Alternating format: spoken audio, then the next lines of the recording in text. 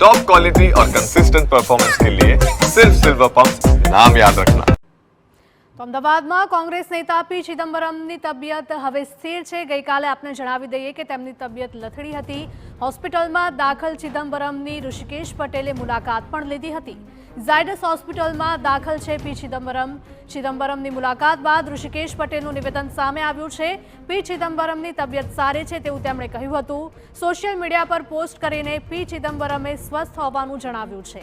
વધારે ગરમીના લીધે ડિહાઇડ્રેશન થઈ ગયું હતું તેવું તેમણે કહ્યું છે।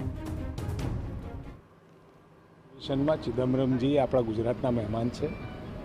ગરમીના કારણે, હીટ વેવના કારણે, એમને લૂ લાગવાના કારણે ડિહાઇડ્રેશન થયું હતું અને ઝાયડસમાં લગભગ 7 વાગ્યાની આસપાસ એમને લાવવામાં આવ્યા।